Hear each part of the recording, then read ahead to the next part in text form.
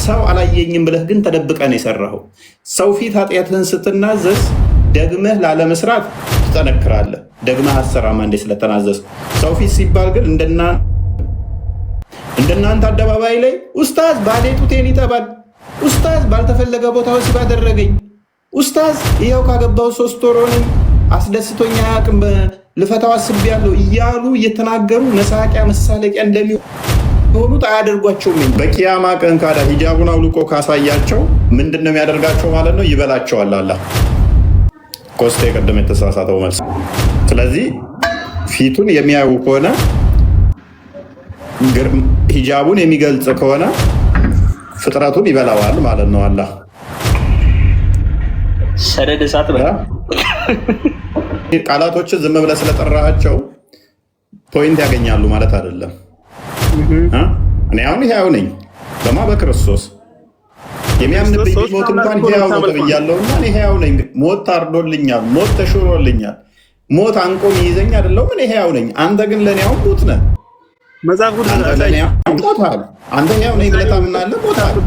በእኔ ዴፊኒሽን እጅና እግሩን ገጣጥመኸው ነው ወይንስ ሰፍተኸው ነው አላህን አንድ ነው የምትለን? ወንድማችን አንገት የሌለውን ጭንቅላት የሌለውን ምን ብለህ እያመለክ ነው? ወንድማችን ጣዖቱን ምን ብለህ እያመለክ ነው? በእናትህ ጠፍር የሌለው ጣት ያለው ባት ያለው ታፋ የሌለው ምን ብለህ እያመለክ ነው? ወንድማችን ምክንያቱም ሙስሊም ናቸው። ሙስሊሞች መጨረሻቸው ላይ መረጃ ሲመጣባቸው መሳደብ ነው። አሁን ቁርአኑ ተከፍቶ ፊታቸው ሲቀርብ ወደ ስድብ ጀመሩ ማለት ነው። ማንበብ ትችላለህ? ቁርአንን ማይክል አንሳና አንብብ።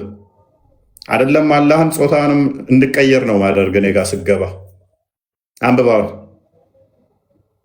አላህ በገነት ውስጥ አስገብቶ ሊበላ ምክንያቱም የሚያቃጥላቸው ከሆነ እይታው እስከደረሰ ድረስ የሚያጠፋቸው ከሆነ እንዴት ነው የሚያደርጋቸው? አረብኛ ስም ክርስቲያን፣ ሙስሊም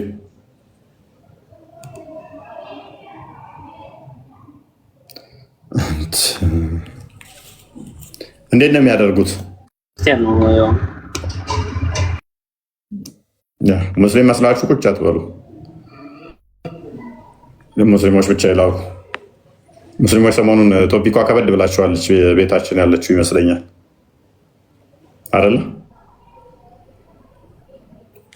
የሆነ ነው። ስድብ ብቻ ነው የምናየው። ከስድብ ውጭ ሌላ ምንም ነገር እያየን አይደለም። መልስ ከመመለስ ይልቅ ከስር ዝም ብሎ ተሳድቦ መውጣት፣ ከዛ ሚዩት ይደረጋሉ፣ ይወጣሉ። ይሄ ነው እያየን። አላህ የሚታይ ከሆነ በቂያማ ቀን ስለዚህ ሊያጠፋችሁ ነው ማለት ነው። እይታው እስከደረሰ ድረስ ፍጥረቱን ይበላል ነው የሚለው። እይታው እስከደረሰ ድረስ ፍጥረቱን ይበላል የሚል አዲስ አለ። ሂጃቡን ካወለቀው እይታው እስከደረሰ ድረስ ፍጥረቱን ይበላል አላህ በግርማ ሞገሱ ይላል። ታዲያ በቂያማ ቀን ሂጃቡን ሲያወልቅ መብላት አቁሞ ነው ወይ የዛለት? ወይስ እናንተ አንበላም የሚል አላህን የሚያሸንፍ ጉልበት አግኝታችሁ ነው? በምን ምክንያት ነው አላህ እናንተን መብላት ያቆመው? የቂያማ ቀን ማለትም አላህ የዛለታ እናንተን የፊቱ ግርማ ማቃጥላችሁ ማይበላችሁ በምን አይነት ሁኔታ ነው? በምን አይነት ሁኔታ ነው? እኔም ጥያቄ አለኝ ቦስ፣ እዚህ ጋርም እኔም ጥያቄ አለኝ። አይ ቲንክ አላህ በጀነት ውስጥ ያስተናግዳቸዋል አይደለም? መጠጥ ያቀርብላቸዋል፣ ሴቶች የሰጣቸውን እንደውም አዚደኩም ይላል አይደለ? ምን አነሰ ምን ይጨመር ይላል። አግኝቶ እያስተናገዳቸው እያዩት እስከሆነ ድረስ እንዴት ነው ያልበላቸው? አንሌስ ደግሞ ይሄኛው ወይ ደግሞ ሀዲሱ ይሄ አዚደኩም አላህ ያስተናግደናል፣ ሴቶችን ያቀርብልናል፣ አነሰ ወይ ሴቶችን ልጨምርላችሁ አዚደኩም የሚለው ሀዲስ ወይ ደኢፍ ነው ወይ ደግሞ ተቀባይነት የሌለው ፌክ መሆን አለበት፣ ወይ ደግሞ ያኛው መውሰድ አለባቸው። ሁለቱንም ወስዶ አይሆንም፣ ምክንያቱም ፊቱ ያጠፋችኋል ካለ ማለት ነው። አላህ ግን ይመቸው ገነት ውስጥ ከቶ ሊያጠፋቸው ነው ማለት ነው። ሙስሊሞችን ገነት ብሎ ሸውዶ መጥፊያቸው ስለሆነ የሙስሊሞች ገነት ቢገቡ መጥፊያ ነው የሚሆንባቸው። ዳሴት አሌስ አላህ ማጥፋት ማይችለውን ፍጥረት ፈጥሯል እስካላሉን ድረስ አጠፋንም ካሉ ፊቴ ያጠፋል ካለ እኛን ግን አያጠፋም ካሉ ፍጥረቱን በሙሉ ያጠፋል ፊቴ ካለ እይታ እስከደረሰበት እነሱ ፍጥረት እስከሆኑ ድረስ ማጠፋቸው ከሆነ አላህ ማጥፋት ማይችለውን ፍጥረቱን ፈጥሯል ማለት ነው። አላህ ማጥፋት ማይችለውን ፍጥረት ፈጠረ ማለት ነው። ያ ደግሞ ኢሎጂክ ነው። ማጥፋት ማይችለውን ፍጥረት ከፈጠረ ኢማጂን የአንተ መጀመሪያ የአንተ ሃይማኖት ሶስት አንድ ነው፣ አንድ ሶስት ነው። ኢየሱስ አባት አለው። የሆነ ዲቃላ አረጋችሁት ኢየሱስን አባት ነው። ጭንቅላት የሌለው አላህ አለ። ስፐርሙን የሚረጨው አላህ አለ። ደረት የሌለውና ወገብ ብቻ የሆነው አላህ አለ። እጅና እግሩ ተገጣጥመውን ተበታትኖ ማይታወቀው አላህ አለ። ሯጩ አላህ አለ። የሚደክመው አላህ አለ። ስፐርሙን ረጭቶ ከመቃብር የሚቀሰቅሰው አላህ አለ። ባቱን የሚገልጠው አለ። ጠፍራሙ አላህ አለ። 5 ጣቶች ያሉት አላህ አለ። በቂያማ ቀን የሚታየው ጭንቅላት የሌለው ዘግናኙ አላህ አለ። ይህንን እያመለክ ስለኛ ልታወራ ትሞክራለህ? እጅና እግሩን ገጣጥመኸው ነው ወይንስ ሰፍተኸው ነው አላህን አንድ ነው የምትለን? ወንድማችን አንገት የሌለውን ጭንቅላት የሌለውን ምን ብለህ እያመለክ ነው? ወንድማችን ጣዖቱን ምን ብለህ እያመለክ ነው? በእናትህ ጠፍር የሌለው ጣት ያለው ባት ያለው ታፋ የሌለው ምን ብለህ እያመለክ ነው? ወንድማችን ባት አለው። ያ ባቱ ከእግሩ ጋር ተያይዟል ወይ?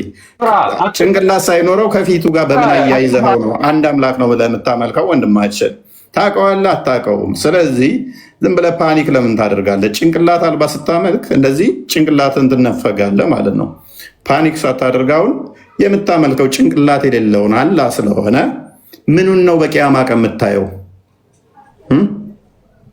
ጭንቅላት የሌለውን አካል ስታየው ልክ በቂያማ ቀን ባቱ ሲገልጥም ቢስሚላሂ ምናምን ብላችሁ የምትሉት ቆይ ሴጣን ሲመጣ እንትን እንደምትሉት ይህል ታንተ ባላህ እንጠበቃለን። ዘግኗችሁ ሴጣን መስሏችሁ ከደጃል በአይን ብቻ የሚለየው ያ አላህ። ስለዚህ አካል ክፍልፍል ተደምሮ ተከፋፍሎ የማታውቀውን ከስር ሆነ እንደ ቅርጫት ቤት ስጋ ሂድና አምልከው።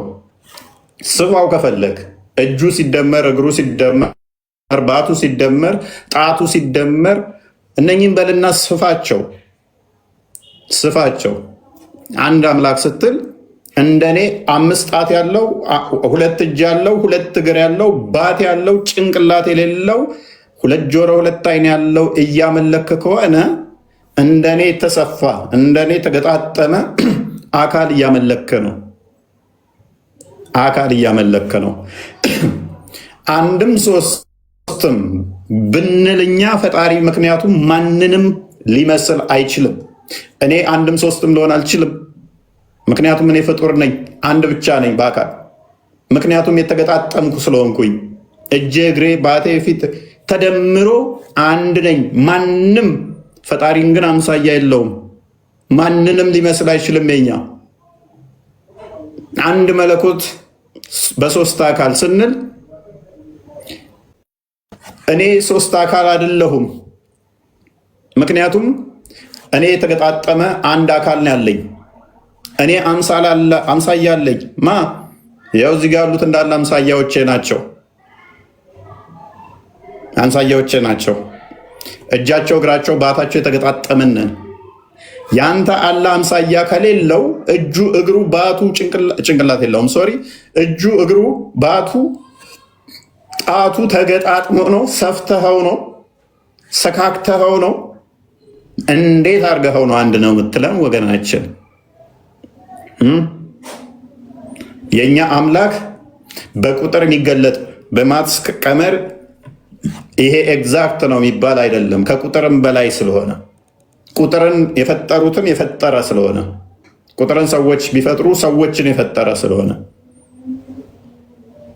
በቁጥር በማትስ ካልኩሌሽን ደምረህ ቀንሰህ አካፍለህ ምሰራው ይሄ እነንትና ነጫላ እና አበበ ያስተማሩ ማትስ ወይም ፊዚክስ አይደለም። የኛ አምላክ ከማትስም ከፊዚክስም ከኬሚስትሪም ህግ በላይ ነው። እነኚህ ሰው ሰራሽ ህጎች ፈጣሪን ሊገዙት አይችሉም። ፈጣሪ ሁሉን የሚገዛ ነው እንጂ ያንተ የአባት የሆነው አምላካችሁ ኢየሱስ አባት አለው ትላላችሁ። አምላክ ባት አለው እያልንህ እኮ ነው። አምላክ እንደኔ እግር አለው እያልንህ እኮ ነው። አምላክህ 5 ጣት አለው እያልንህ እኮ ነው። አምላክህ ጭንቅላት የለውም እያልንህ እኮ ነው። አምላክህ ወገብ ኖሮት አንገት የለውም እያልንህ እኮ ነው። የኛ ግን በምንም ተአምር አምሳያ የለውም እያልንህ እኮ ነው። በምንም አይመሰልም እያልንህ እኮ ነው። ከአይምሮ በላይ ነው እያልንህ እኮ ነው። እቺ ሚጢጥየዋ ጭንቅላት ፈጣሪን ልታካብበው ልደርስበትና በሙላት በማትስ ደምራ ቀንሳ የምታመጣው አይደለም እያለ ነው። ምክንያቱም እኔም በማን ትመስሉኛላችሁ ከማንስ ጋር ታስተያዩኛላችሁ ይላል ኢሳይያስ 45 እና 40። ለእርሱ በፍጹም አምሳያ ሊገኝለት አይችልም። የኛ አምላክ የአንተ አምላክ አምሳያ ያለው እያልኩ ነው። 5 ጣት ያለው ነው እያልኩ ነው። 2 እጅ ያለው እያልኩ ነው። የአንተ አምላክ ይታያል እያልኩ ነው።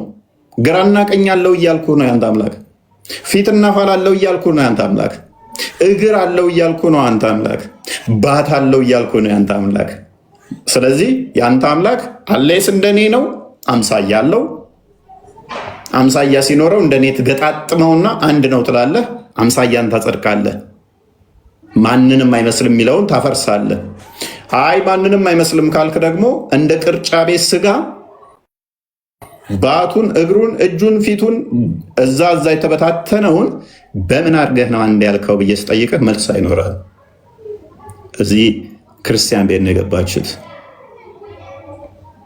የተበታተነ ቅርጫት እያመለካችሁ እንዳትሞክሩት፣ እኛ ጋር እንዳትሞክሩት ነው።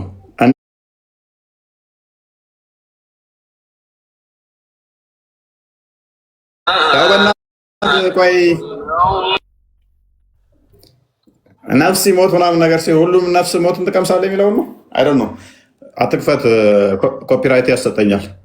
እናንተ ዘላለም ነዋሪ ነህ እንዴ? አንተ ዘላለም ነዋሪ ነህ? እኔ በክርስቶስ ያው ነኝ እኮ። ካዳ ምንድን ነው እሱ? ሞት ያው ነኝ። አዎ። ኧረ እባክህ አቅም እንዴ ይሄን አታውቅም? አምላክ ነኝ ብቻ እንዳትላቸው ትንሽ ቆይተህ። ለምን እላለኝ?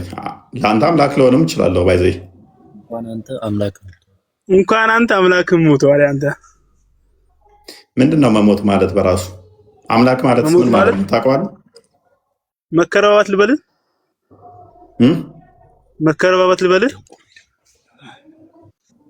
አያ ዲፊኒት ቃላቶችን ዝም ብለህ ስለጠራሃቸው ፖይንት ያገኛሉ ማለት አይደለም። እኔ አሁን ሕያው ነኝ በማ በክርስቶስ የሚያምንብኝ ቢሞት እንኳን ሕያው ነው ተብያለሁና እኔ ሕያው ነኝ። ሞት ታርዶልኛል። ሞት ተሽሮልኛል። ሞት አንቆም ይዘኝ አይደለሁም። እኔ ሕያው ነኝ። አንተ ግን ለእኔ አሁን ሙት ነህ። መጽሐፍ ቅዱስ አንተ ሕያው ነኝ ብለህ ታምናለህ። ሞታል። በእኔ ዲፊኒሽን በሞት ዲፊኒሽን አሳየኝ። ምኑን? መጽሐፍ ቅዱስ ላይ ለአንተ ሞት ታርዷል። ምኑን ላሳየህ? መጽሐፍ ቅዱስ ላይ እኮ ሞት ተገድሎልኛል። እኔ ቆየ እኮ ይሄን አታውቅም እንዴ? ፊልም ነው እንዴ አንተ የምትሰራው እዚህ ጋር? የምን ፊልም የምታወራው? ያንተ እኮ ሞት ገና የሚታረድ ቆይ፣ ሞት የሚታረድ አንተ በትንሣኤ ቀን ነው፣ በቂያማ ቀን ኡመል ቂያማ ላይ ሞት በበግ መልክ ኢንካርኔት ያደርግና ሞት ይታረዳል። which is fallacy ነው ባይዘ ሞት ራሱ አላህ ሞትንና ህይወትን ፈጠረ አይደለ? ሊሞክራችሁ። እሺ ሞት ራሱ ሊገደል አይችልም ያንተ ምክንያት አሌስ ህይወት ካልተካው በስተቀር ሞት ራሱ ኤግዚስታንስ ካለው ሞትን ያንን ኤግዚስታንሱን በማረድ አታጠፈውም። ምክንያቱም ተረጋጋ። ቆይ ሞት የሚባል ነገር በደንብ አስተውሉ። ኤግዚስታንስ አለው። እንደ እስልምና ኤግዚስት አድርጓል፣ ተፈጥሯል። ያ ኤግዚስት ያደረገ ሞት እንዴት ነው ሊገደል የሚችለው? መገደሉ መታረዱ በራሱ ኤግዚስታንሱ ነው። ቆይ አዳምጥ ፕሊዝ፣ ቆይ አዳምጥ። ሞት በራሱ ህይወትና ሞትን አላህ ፈጠረ፣ ሁለቱንም ማለት ነው። ሞትን በማረድ አታጠፋውም። ለምን ገደልኩ ስትል መገደሉ በራሱ ህይወቱ ስለሆነ ለሱ ማለት ነው። ሞት ኤግዚስት እንዲያደርግ ስለሆነ ኤግዚስት እንዲያደርግ ያደርገዋል። የእኛ ሞት እንዴት ተገደለ? በህይወት ህያው የሆነው የአብ የባህሪ ቃሉ የባህሪ ልጁ ሞትን በህይወት ገደለው። ሞትን በምን እንደመሰሰው? በህያውነት ህያው በማድረግ አጠፋው። እና አንተ አትሞትም ማለት ነው። አዳምጥ ፕሊስ። ህያው በማድረግ ሞትን አጠፋው ማለት ነው። እስልምናው ጋስ ሞትን በሞት አጠፋው ይሉናል። ሞት በሞት አይጠፋም።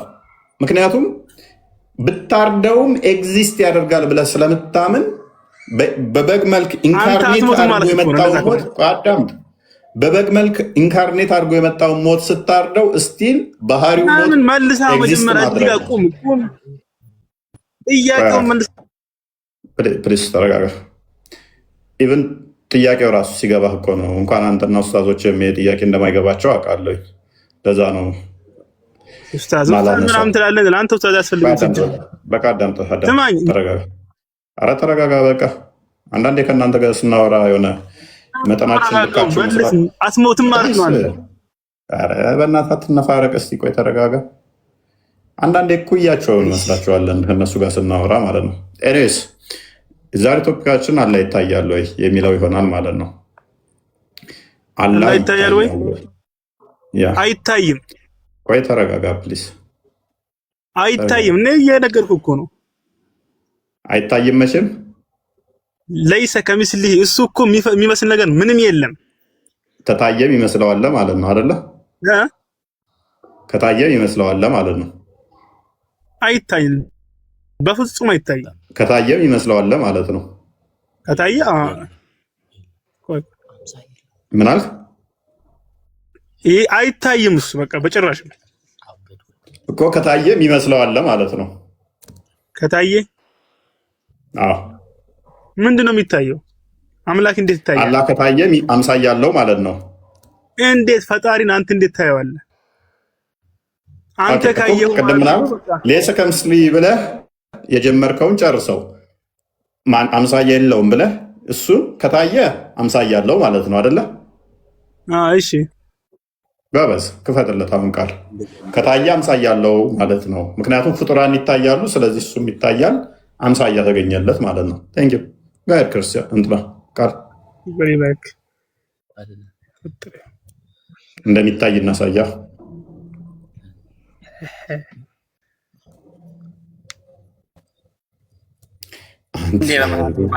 አንዳንድ አበባ ጋይስ አሰላም አለይኩም። አንተ ልጅ አበባ ጠያቂ ሆነ ቀረ።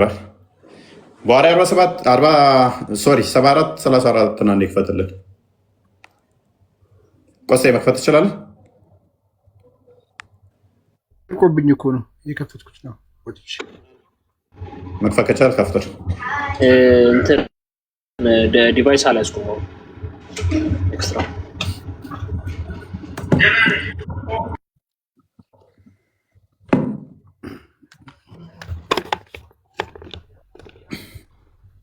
ሰባራ 34 ነው አይደል? ፍልከው ያ አረብኛውን አድርግለት። አረብኛው ይሁንልህ ይሁን። ያው ቀጥል። አማርኛ አድርገው። አረብኛውን ቀጥል ወይ እንግሊዘኛውን። ከታየ ፍጡር ነው ብሎናል። አላህ የሚታይ ከሆነ ፍጡር ነው ብሎናል። ወይንም አምሳያ አለው። ፍጡራን ስለሚታዩ ሲጀምር አይታይም። ኦኬ ዝቅ አድርገው። እሺ ናሬትድ ጃሪር እንደተረከው we were sitting with the prophet and he looked at the moon on the night of the full moon. አዳምጥ ቆይ። ከነቢዩ ጋር ተቀምጠን ሳለ ወደ ሰማይ ሌሊት ላይ ጨረቃዋ ሙሉ ሆና ተመለከተና እንደዚህ አለ፣ you people will see your Lord as you see this full moon. እናንተ ሰዎች ወይ ጨረቃ እንዲህ ሙሉ ሆና እንደምታዩት ጌታችሁን ታዩታላችሁ። what you will see አበበ መሐመድ ጫላ no you will see your lord ጌታችሁን ታዩታላችሁ።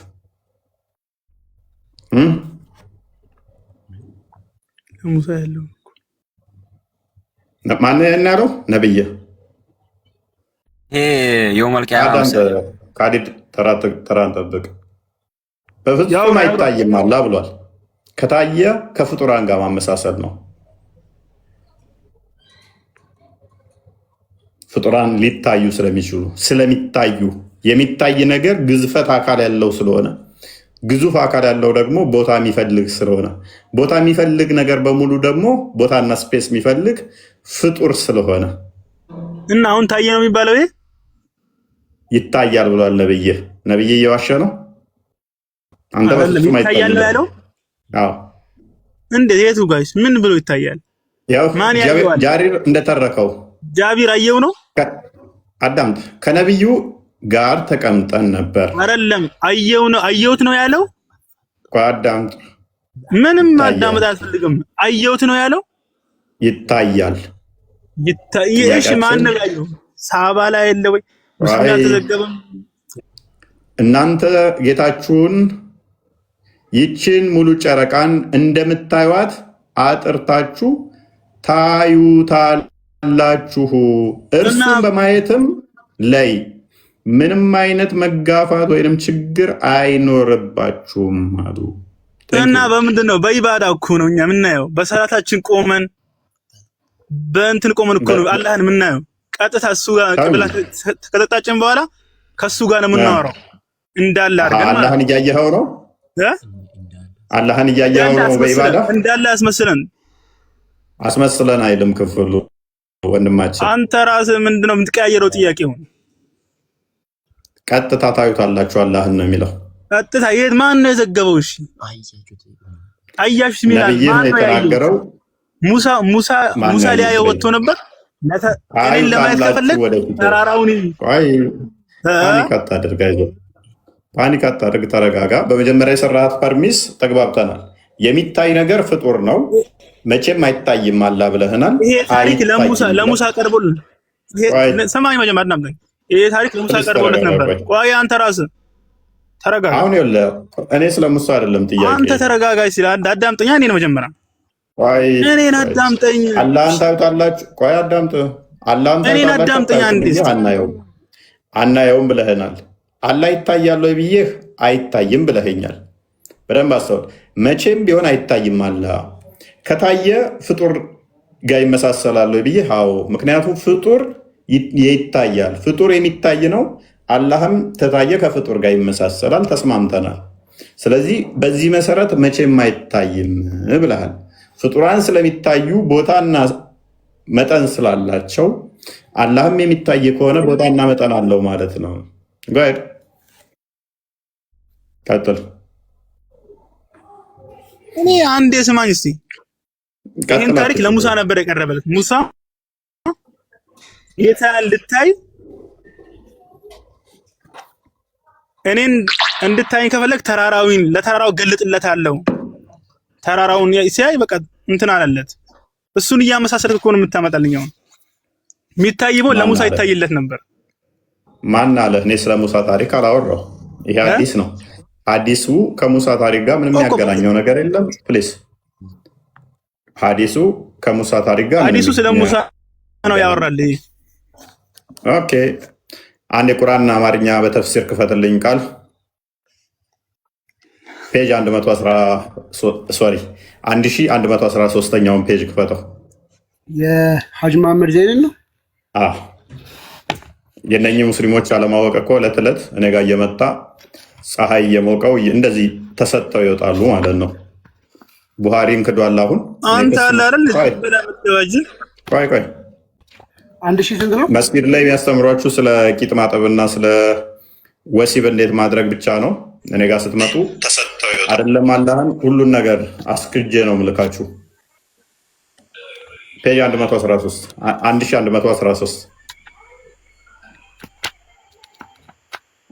ስለ ሙሳ ነው ይለናል። ስለ ወደፊት ስለሚሆነው እየተነገረው ስለ ሙሳ ነው። ምንም ሳያውቁ ይገቡና ይፎክራሉ ማለት ነው። ማን ቤት እንደገባችሁ ወቁ፣ ከማን ጋር እንደምታወሩ ወቁ። አጥቤ ጨንቄ አስጥቼ ተኩሼ ነው ምልክህ አይደለም። አምላክህን ራስህን ማነኝ ብለህ ከገስት ላይ ከወረድክ በኋላ ማነኝ ምንድነኝ እንድትል ነው አደርገህ። እዛ ዋቴ ሞልተው እንደሚልኳቸው አይምሰላችሁ። እዚህ ቤት ስገቡ ተጨንቀ ነው የምትወጣት።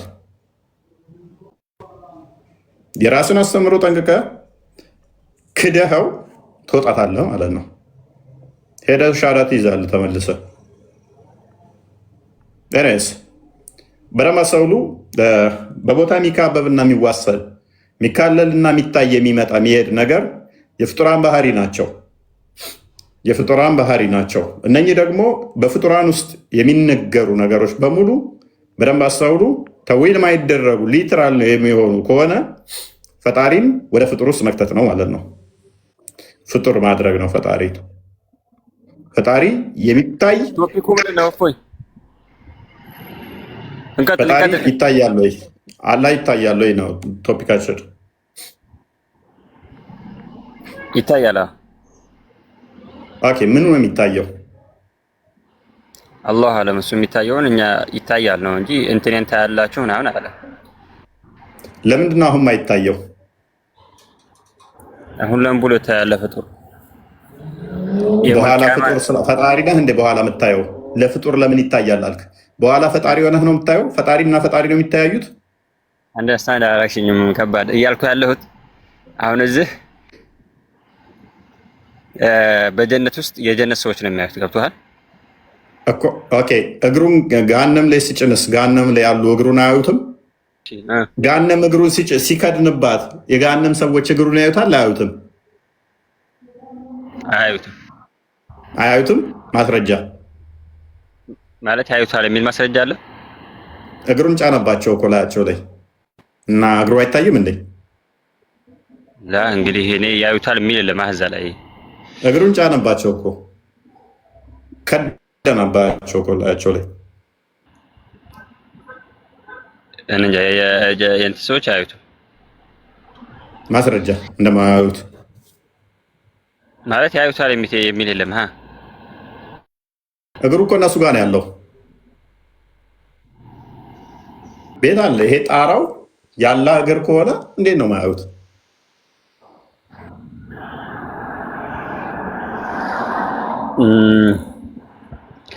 ግልጽ አልሆነኝም። ጥያቄ የሆነ እንትን አወዛጋቢ ነው። ግልጽ ነው። ኤኒዌይስ እሺ፣ አላህን ታዩታላችሁ። መልካም። አላህን የምታዩት ከሆነ አሁን እንደዚህ የሚል አዲስ አለ። ቅድም ስናነበው ሰምተህ ከሆነ አላህ ሂጃቡን ቢገልጥ እይታው እስከደረሰ ድረስ ፍጥረትን ያጠፋል ይላል። አላህ ሂጃቡን ቢገልጽ የፊቱ ግርማ እይታው እስከደረሰ ድረስ ያጠፋል አያጠፋም? ያጠፋ። የአላህን ብርሃን ማን መቋቋም አይችልም። እና በገነት ውስጥ ሊያጠፋችሁ ነው እንደ ሂጃቡን የሚገልጠው አላህ እንድታዩት? ላ የዛኔ እንግዲህ እሱ ራሱ ያውቃል እንዴት አድርገን እንደምናየው። ምንድን ነው የሚያውቀው? ምክንያቱም ባህሪው ባህሪው የሱ ኢሴንሱ በራሱ ፍጥረትን የሚያጠፋ ከሆነ በፍጡራን ኮምፕሬንድ ማይደረግ ከሆነ በፍጡራን የማይዋሰን ማይካለል ከሆነ ያኔ ገነት አስገብቶ፣ ምክንያቱም አሁን ሂጃቡን ቢገልጥ እይታው እስከደረሰበት ድረስ ፍጥረትን ይበላል ይላል፣ ኮንሱም ያደርጋል። እና ገነት ውስጥ አስገብቶ ሂጃቡን ይገልጣል ይላል። ገነት አስገብቶ ሂጃቡን ከገለጠ ያያችኋል፣ ስታዩታላችሁ። ታዲያ ገነት አስገብቶ ቁርስ ሊያደርጋችሁ ነው እንዴ? እያልኩ ያለሁት በዱንያ ላይ ማንም ላየው አይቻልም ነው እያልኩ ያለሁት። ለዚህ ለአላህ ዱንያና ገነት የሚባል አላህ ቦታ ይወስነዋል እንዴ?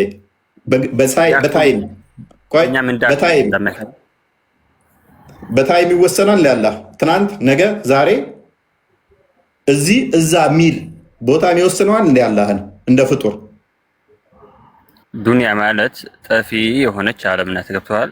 አኺራ ደግሞ እሱ ለአንተ እኮ ነው። ለአላህ ቦታ ይወስነዋል ወይ እያልኩ እኮ ነው። እዚህ ጋር እናንተ ጋር ሲሆን ባህሪውን የሚለውጥበት አለው እንደ አላህ። ምክንያቱም አንድ ሌባ ፖሊስ የሌለበት ሰው የሌለበት ላይ ይሰርቃል። ፖሊስ ጣቢያ ሲሆን ግን አይሰርቅም፣ ጨዋ ይሆናል። አላህም የሆነ ቦታ ላይ ያጠፋል፣ የሆነ ቦታ ላይ ጨዋ ይሆናል እያልከኝ ነው። የሆነ ቦታ ላይ ሲሆን ፊቱ ማጥፋት ይችላል፣ የሆነ ቦታ ላይ ሲሆን ደግሞ ማጥፋት አይችልም ባህሪው እያልከኝ እኮ ነው። እንዲህ አይደለም ያልኩት። ይሄ ማየት ለኛ ክብር ነው። እሱ ነው ማየት የሚችለው የጀነት ሰዎች ብቻ ነው እያልኩ ነው። እኔ እኮ ማተር አደርግም የጀነት ሰዎች ሆኖ አልሆኑ። ሂጃቡን ካነሳ ፍጥረትን በሙሉ እይታ ውስጥ ከደረሰ ድረስ ይበላቸዋል ይላል። በዱንያ ላይ ነው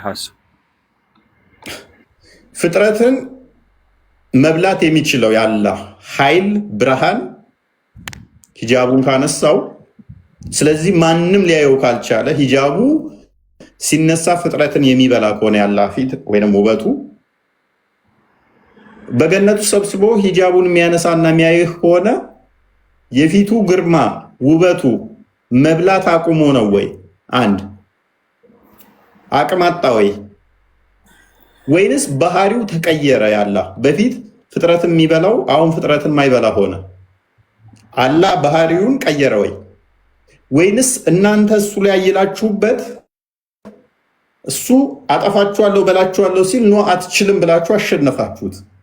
በየትኛው ኮንዲሽን ነው አላህ እናንተ የፊቱ ግርማ ሞገስ ፍጥረቱን መብላት ያቆመው? በምን ምክንያት ነው? ባጭሩ እኔ እኮ ነገርኩህ፣ አላህን ማየት አይቻልም በዱንያ ላይ። ለዚህ ነብዩላህ ሙሳ ጥያቄ አይደለም። እኔ እሱ ጥያቄ አይደለም። ጥያቄ አሁን ከፍ ብለናል እኮ እሱ ላይ ተስማምተን ሄደን ማየት አለመቻሉ እኮ ነው አሁን እዚህኛው ሌላ አጣብቂኝ ውስጥ የከተተህ።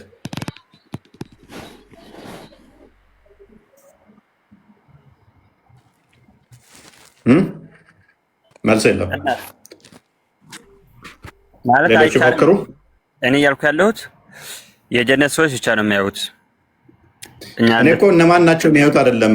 እስቲል ካሊድ የጀነት ሰዎች እዚህ በምድር ላይ ያው ማየት ይችላሉ? እሱን አይችሉም። ምክንያቱም ያጠፋቸዋል ቢያያቸው አይደለ? ግርማ ሞገሱ ይበላቸዋል። ካዩት ይበላቸዋል ሳይሆን የአላህን ብርሃን ማንም መቋቋም አይችልም ነው። ያ ኮንሱም ያደርገዋል ይላል፣ ይበላዋል። ፍጥረቱ እስከደረሰ እይታው እስከደረሰ ድረስ ያቃጥላል የሚልም አለ፣ ይበላል የሚልም አለ። ችግር የለውም እሱ አጣላ ነው። ስለዚህ እይታው እስከደረሰ ድረስ ያቃጥላቸዋል፣ ያጠፋቸዋል አይደለ? መብላት ሳይሆን የእሱን ብርሃን ማንም ሰው ቆሞ ማየት አይችልም። እየነገርኩህ እኮ ነው። ሙሳ አሁን ቢያዩ ምን ያደርጋቸዋል? ቢያዩ ምን ያደርጋቸዋል? አዳምጠኝ አንዴ ተገለጥልኝ ብሎት ነበር ሙሳ ማለት ነው። ከዛ በኋላ አላህ ደግሞ ለተራራ ተገለጠለት። ተራራው ዳሜጅ ሆነ ማለት ነው። ምንድነው ዳሜጅ ሆነ ማለት? ምን ማለት ነው? ያኔ ብርሃኑን መቋቋም አይችልም ማለት ነው እኮ። ምን ሆነ ተራራው? እሱ ራሱ ስህተት ነው። አየህ፣ ላሳየህ። ምን ሆነ ተራራው? ሱረቱል አዕራፍ መሰለኝ። እኔ ቆየ ትንሽ እንካየሁት እኮ። ተራራው ምን ሆነ? ተራራው ምንድነው የሚለው የቁርአን አንቀጹ? እዛ አካባቢ ላይ ፍጥረት ጠፋ። ያለ እይታ ፍጥረት ይጠፋል ነው ያለው። ለተራራው ሊትራሊ ተተገለጣላ። እዛ ቦታ ላይ ፍጥረት መጥፋት ነበረበት። ተራራው ብቻ ሳይሆን መሬቱ ራሱ መጥፋት ነበረበት። ከተራራው ጀምሮ እታይ ድረስ ፍጥረቱ መጥፋት ነበረበት። የጠፋ ፍጥረት እንደዛ ታውቃለህ? በምድር ላይ የሆነ ስፔስ ላይ ፍጥረት የሌለበት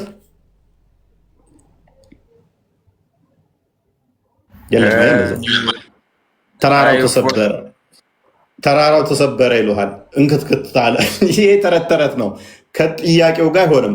ተራራ ይሰብራል፣ ፍጥረትን እሰብራለሁ ሳይሆን ያለው ይጠፋል። መጥፋትና መሰበር ቢግ ዲፈረንስ አላቸው፣ በጣም ልዩነት አላቸው። ቶፒኩ ምንድነው ዛሬ? አላህ ይታያል የሚል ላይ ነበር። ማለት ይታያል ማለት አላህ ማየት ይቻላል። እዚህ ዓለም ላይ በኋላ ማየት ግን የሆነ ይቻላል። ድምፅ አለ። ሜይ ቢ መቀነስ ከቻልክ ሸራቅ ብል በል ትንሽ። አክሽ እሺ አሁን ይሰማል? ብዙ ትንሽ ራቅ ብያለሁ። ኦኬ እሺ። አላህ ይታያል ብለህ ታምናለህ? እዚህ ዓለም ላይ ይታያል ብለን አናምንም። በቀጣኛው ዓለም ላይ ግን እናያለን፣ በጀነት እናያለን ብለን ተስፋ አለን ኢንሻአላህ።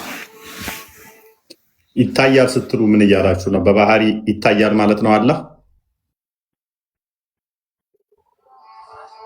ሙሉ ነገሩን እናያለን በአኺራ ላይ። ስለዚህ ሙሉ ነገሩን የምታዩት በአይናችሁ ነው አይደለ? ስለዚህ የአላህን አይን ያካብበዋል ማለት ነው። አይን ያካብበዋል ሳይሆን በዚህ ምድር ላይ እንዳናየው አላህ Subhanahu Wa Ta'ala ጋርዶናል፣ ማየትም አንችልም። ሙሳም ኮሄን ጠይቆት እኔን ማየት አትችልም፣ ወደ ተራራው ዙረህ እየው ብለው ሙዕጂዛውን አሳይተዋል። ግን በአኺራ ላይ ግን እንድናየው ለተራራው ግን ተገልጧል አይደለ? ለተራራው ተገልጧል። ተራራው እንዲያይ ወደ ተራራው ዙሪያ እየዋለ ተራራው ይዘኔ ያው ታውቃለህ ምን እንደሆነ። ተራራው ግን አልጠፋም። ፍጥረት ይጠፋል ነበር ያለው። መሰበርና መጥፋት ይለያያሉ። አንድ ተራራው ላይ መጥቶ ነው የተገለጠለት ወይንስ ሰማይ ላይ ሆኖ ነው የተገለጠለት ወይንስ አርሽ ላይ ሆኖ? ለተራራው አሳየው፣ የሱን እንትን ብርታቱን አሳየው እኮ። የቱ ጋር ሆኖ ነው የታየው? ብርታቱን አሳየው ወይንስ ታየው? እሱ ታየ የሚል አለ እንዴ? እኔ እንጃ። እሱ ታየ የሚል ሳይሆን ወደ ተራራው ዙሮ እንዲያ ያደረገ ተራራው የዛኔ እኮ እንትን ሆነ ማለት። ለተራራው አላህ ራሱን የተገለጠው ወይንስ ኃይሉን ነው ያሳየው? እኔን ማየት አትችልም ማለት እኮ ሙሳ ነው እሱን ያለው። አላህ ነው እኔን ማየት አትችልም ያለ እኮ ሙሳና እሱን ያለው። ሙሳን ነው እንደዛ ያለው አይደለ? ለሙሳ እኮ ለሙሳ ነው ያለው እኮ። ለተራራው ግን ተገለጠለት አይደለ? ተራራው እንዲያ ያደረገው ወደ ተራራው። ስለዚህ ተራራው እንዲያ ካደረገው ተራራው ላይ ተገለጠና ከታየ ተራራውን አንደኛ አላጠፋውም። መሰበርና ተራራው አየ ማለት እኮ ተራራው አየ ማለት የቱ ጋር ሆኖ ነው ለተራራው የተገለጠው አላህ? የቱ ጋር ሆኖ እዚህ ጋር ሆኖ የተባለ ነገር የለም። እዛ ላይ የተጠቀሰ ነገር የለም። ግን ተራራውን ለተራራው ተገለጠለት ስትል እንዴት ነው የተገለጠለት? እንዴት ነው ተገለጠለት ማለት ነው? ተራራው ላይ ተራራውን እንዲያይ ኢብን አላጠፋውም፣ ተራራውንም ሰበረው እንጂ እዛው ሆኖ ከላይ እንደዚህ ወደ ታች ተገለጠለት ካልክ ወይ ከዛ እንደዚህ ተገለጠለት ካልክ ስፔሱን ራሱ ማጥፋት አልቻለም አለ ሲገለጥ። ስፔሱን ይሄን ስፔስ እንኳን ማጥፋት ነበረበት። አንድ ሰማይን ማጥፋት ቀዶ እንደዚህ ሽንቁሩ ስቲል አሁን ድረስ መኖር አለበት። ምን የጠፋ ማለት ነው? በዛ በተራራ ላይ እንደዚህ መሬት ጥልቀት ድረስ ፍጥረት አለመኖር አለበት።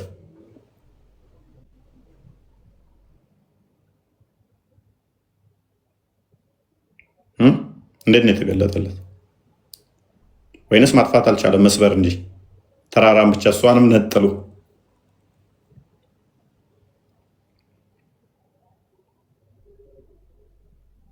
አለዋ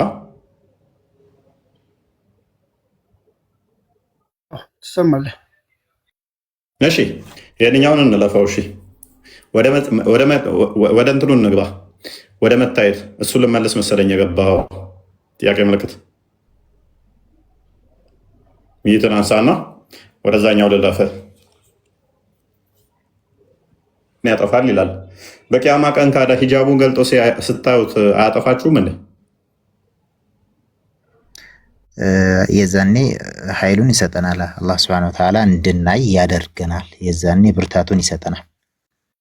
ስለዚህ ለእሱ ተቀናቃኝ ማጥፋት ማይችለውን ተቀናቃኝ የዛለታ ይፈጥራል ማለት ነው። አላህ ይፈጥራል ሳይሆን እዚህ ጋር ብርታቱን ወይስ ደግሞ እንድናየው ያደርገናል። ብርታቱን አንተ ውስጥ ጨመረ ማለት ፈጠረህ ማለት ነው። አንተ ፈጥሮሃል። ለአንተ የዛን ኃይል ቅዋውን ከሰጠህ እሱን የምትቋቋምበትን ለምሳሌ የሆነ ነገር እኔ በቦክስ ብላት አሁን ጥቅስ ምትል ከሆነ ጥርቁስ እንዳትል ወይ ፍርክስ እንዳትል ጥንካሬ ጨመርኩላትና በቦክስ ስላት ፓንች እናድርግ ተመጣጣኝ እንሆናለን። ስለዚህ የዛለት አላህ ተመጣጣኙን እናንተ ከሱ እኩል ተመጣጣኝ ያደርጋችኋል፣ በቁዋ በኃይል ማለት ነው። ቁዋውን ይሰጠናል። ስለዚህ ተገዳዳሪ ማጥፋት ማይችለውን ተገዳዳሪ የዛለታ ይፈጥራል ማለት ነው። ታንኪዩ። ማጥፋት የማይችለውን ሳይሆን ቁዋውን ይሰጠናል፣ ኃይሉን ይሰጠናል። እሱን እንድናይ ያደርገናል። አማኞችን ሁሉንም አማኞችን ማለት ነው እኮ ያንን ያደረገው ምንድነው? ማጥፋት አይችልም። በባህሪው አላህ ማጥፋት ነበረ። ግርማ ሞገሱ ፊቱ ሂጃቡን ሲገልጥ ፍጥረትን ማጥፋት ነበረ። ባህሪው እንደዛ ነው። ሉክ ባህሪው ነው። ያን ባህሪ ግን ማጥፋት እንዳይችል ምን ያደረገ ማለት ነው? ለእነኚህ ከሱ ተመጣጣኝ የሚቋቋም ብርሃን እነሱ ላይ ጨመረባቸው ማለት ነው። ተመጣጣኝ ያደረገ ከሱ እኩል እንዳያጠፉት ማለት ነው፣ እንዳያጠፋቸው። ስለዚህ እነሱ ማጥፋት ማይችልበት ሌቭል ደረሰ ማለት ነው።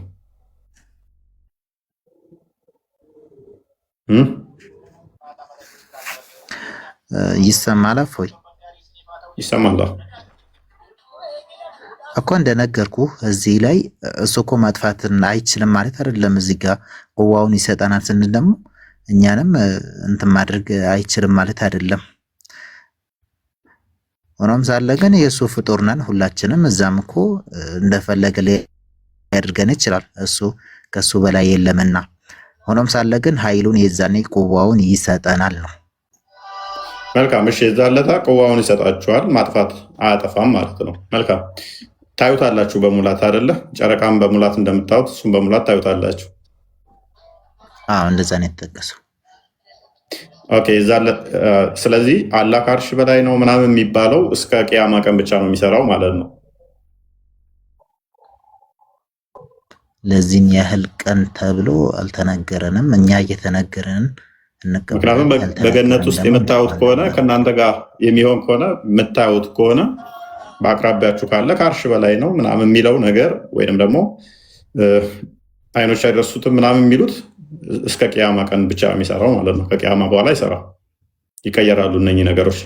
የዛኔማ ፍጥረታት ሁሉ ይጠፋሉ። ሰማይም፣ አርሽም፣ የተለያዩ ነገራቶች ሁሉ ይጠፋሉ። ከዛ ሁሉም በየስራው ይመነዳል። የጀነት ሰዎች ወደ ጀነት ይገባሉ፣ የገሃነም ደግሞ ወደ ገሃነም ይገባሉ ማለት ነው። እኛ አማኞች ሁሉም የሚጠፋ ከሆነ ገነት ፍጥረት አይደለም እንዴ? አይጠፋ? ገነት እኮ ሌላ ሀገር ነው አይደለም? አርሽም እኮ ሌላ ሀገር እኮ ነው እኮ። የዚህ መጨረሻው ፍጡር የዚህ መጨረሻ ሁሉም ፍጥረት የሚጠፋ ከሆነ ገነትም ሆነ ሲኦል ያኛው ዓለምና ጠፊ ናቸው ማለት ነው። የኛው ዓለምና ያኛው ዓለም ይለያያል። ገብቶሃል? የኛውና ያኛው ዓለም የሚለያይ ከሆነ አርሽን ለምን ይጠፋል አልክ? ካለ የማይጠፋ ፍጥረታት የለም። ሁሉም ፍጥረቶች ይጠፉና እንደገና ሰዎች ይቀሰቀሱና ከዛም መላእክቶችስ ይጠፋሉ? መላእክቶችስ ይጠፋሉ? ሁሉም ፍጥረታት ኦንላይኖችስ ይጠፋሉ? መላእክቶች ፍጡር አይደል እንዴ? ነብያቶች መላእክቶች ሆርላይኖችስ ማለት ናቸው ይጠፋሉ። እነሱ ማይጠፋ ፍጥረት የለም ብለሃል። ሁሉም የሚጠፋ ከሆነ መላእክቶች ይጠፋሉ፣ ሆርላይኖች ይጠፋሉ፣ ከዛ ይነሳሉ የሚል አንድ ማስረጃ አለ? አንድ ብቻ።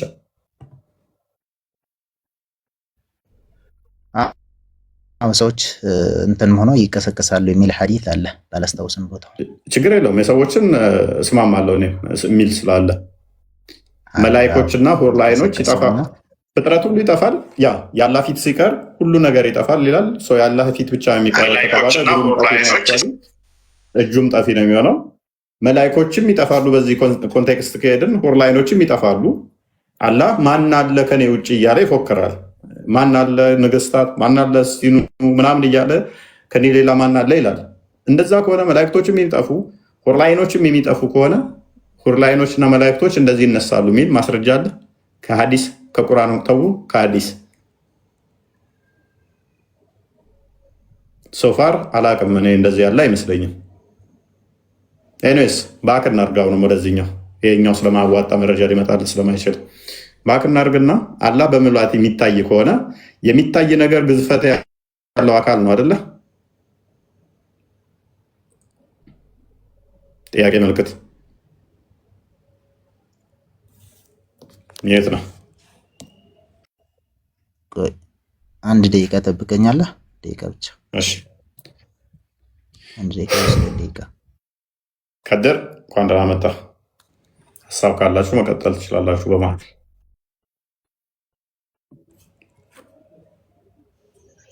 ከድር ጺምህ እየረዘመ ነው።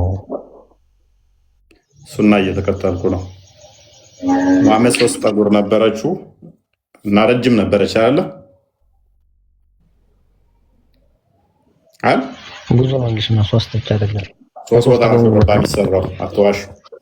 እንደዛ ነው የማውቀው። እና አሁን ላይ የት ነው? ቱርክም አለ አይደለ? ረጅም የመሐመድ ፀጉር እያሉ ይስሙታል። ሐረርም ያየው መሰለኝ 4 ቦታ ይጎነጉን ነበር። 4 ቦታ ነው። እኔም እንደጎንጉኝ ነው። እሺ ወንድም ማለት ቅድም ምን አለ መሰለህ? ወይ እንግዲህ ጀነት ስንገባ እናየዋለን ኃይሉን ይሰጠናል አለ ቅድም ማለት ነው። ሐዲሱ ደግሞ የሚለው ፍጥረት ነው የሚለው። ሶ 2 ኦፕሽን ያለው 2 ነገር አለ እዚህ ጋር ማለት ነው። ኦር ውሸት ነው አሊያም ደግሞ እነዚህ ሰዎች ከፍጥረትነት ወጥተዋል። በቂያማ ቀን በሚነሱበት ሰዓት ላይ ፍጥረት አይደሉም ወይ ፈጣሪ ሆነዋል። ምክንያቱም ሐዲሱ የሚለው ፍጥረታትን ያጠፋል። ሶ ፍጥረት ሆኖ የሚነሱ ከሆነ እንዴት ነው ፊቱ ያልጠፉት? ሂጃቡ ተነስቶ ፊቱን የሚሸፍነው ማለት ነው። ስለዚህ ይህን በደንብ ሊያብራራ ይገባዋል። ቅዋ ይሰጠናል ምናምን። አንደኛ እንደዛ የሚል ማስረጃ ያስፈልጋል። ሁለተኛ ፍጥረትን የፊቱ ግርማ ፍጥረትን ያጠፋል። ስለዚህ በቂያማ ቀን ፍጥረት ከመሆን እናንተ ትወጣላችሁ ወይ ፍጥረት ሆናችሁ አይደለም የምትነሱት? አስረዱ። ምን መሰለህ እዚህ ጋር እንትኑ ከሰጠንሳ አምላክ ነው ኃይሉን ሊሰጠን አይችልም? ጥያቄ እስኪ ባህሪው አይቀየርማ ካሊድ። ለአንተ ኃይል መስጠት አሁን እኮ የፈጣሪ ባህሪ አይደለም እኮ ያለው። አዳምጠኛ። አሁን እኮ ለአንተ ኃይሉን ሰጠ። አዳምጣ። ለአንተ ኃይል ሰጥቶ ከሱ ጋር ኮምፒት የምታደርግ ከሆነ የአላህ ባህሪ ከፍጡር ጋር የሚነጻጸር ይሆናል። ገባ? ባህሪዬ ያጠፋል ከሆነ የፈለገ ኃይል የሚሰጥ ምን ይሆናል መሰለ? አላህ ማጥፋት ማይችለውን ፍጥረት ፈጥሯል ማለት ነው። ማጥፋት ማይችለውን ፈጠረ ማለት ነው። ኮምፒት የሚያደርግ ከሱ ጋር ይህንን ቅዋ ካላህ አንተ ፍጥረትን ያጠፋል ፊቴ ግርማዬ ያለው አንተ ላይ ይሰራው which ያላ ቃል ተለወጠ ወይንም ማለት ነው። ያላ ቃል ለዋጭ የላትም ቢልም ተለወጠ ማለት ነው። አልተለወጠም። ይሄ እኮ የሱ ቃል ቼንጅ አደረገ። ቃል ከገባ አነሳ ለምሳሌ ጀነት ሰዎች አውታ ከተባለ ከላስ እናያዋለን ነው። ስለዚህ ባህሪው አይደለም። እንደዛ ከሆነ ደግሞ ባህሪው አይደለም ማለት ነው። ኦልሬዲ በመጀመሪያውኑ የማጥፋት ባህሪው አልነበረም ማለት ነው። የአቅም ጉዳይ ሆነ ጥንካሬ ጉዳይ ዝም ብሎ ከአንዱ ማኑ መበላለጥ እንጂ የማጥፋት ባህሪም አልነበረውም ማለት ነው። እንዴ በዱንያ አታዩኝ ማለት ከላስ አለቀ እኮ። በዱንያ እናየው። አሁን በጀነት ታዩኛላችሁ። ከማታይበት ምክንያት አንደኛው ምንድነው? ተደብቆ ስላለ ነው። ከአርሽ በላይ ስላለ ነው። እዚህ ስለሌለ ነው ማታየው ምክንያት። ቂያማ ቀን ደግሞ የምታይበት ምክንያት በቂያማ የምታይበት ምክንያት ደግሞ እንድታየው ሌላ ቦታ የተደበቀበት ስለሌለ እንጂ ቁዋ ሰጥቶ አቅም ሰጥቶ ምናምን የሚለው ተረት ተረት ነው በመሰረቱ። እኔ ፓስ ያደረግኳችሁ ምንድነው ለውይይቱ ኦፕን ልሆን ብዬ እንጂ ኃይል ሰጥቷችሁ ቁዋ ሰጥቷችሁ ምናምን የሚል ነገር የለም። ሪሰሬክት የምታደርጉት ልክ እንዳዳምና እንደ ቀድሞ እንዳዳም ሆናችሁ ቁመታችሁ እንደዛ ሆኖ እንጂ አዲስ የሆነ ኃይል ሌላ ተጨምሮላችሁ በጣም ጠንካራ ሆናችሁ ምናምን አይደለም። እንደው ጠንካራ ሆናችሁ ራሱ ተነሳችሁ ቢባል አንተ ካሊድ ብቻህን የኢትዮጵያን ወንዶች ያህል ጉልበት ለአንተ ብቻ ራሱ አላህ ቢሰጥህ በደንብ አስበው። አላህ ኢትዮጵያ ውስጥ ያሉ ወንዶች በሙሉ ተደምረው ለአንተ ብቻ ቢሰጥህ ከዛ የዛለታ ስታየው ማጥፋት አንተን አልቻለም ማለት አሁንም ምን ያመጣል ማለት ነው? እንከን ያመጣል አላህ ላይ እንከን ያመጣል። ፍጥረትን ያጠፋል የሚለው ቆይ ሊጠፋም እኮ የሚያደርገን እሱ ነው። እንዳንጠፋ የሚያደርገን ባህሪው ምን ይሆናል ማለት ነው? ጥንካሬ ላይ ጥገኛ ይሆናል ማለት ነው። መጠን ላይ ጥገኛ ይሆናል።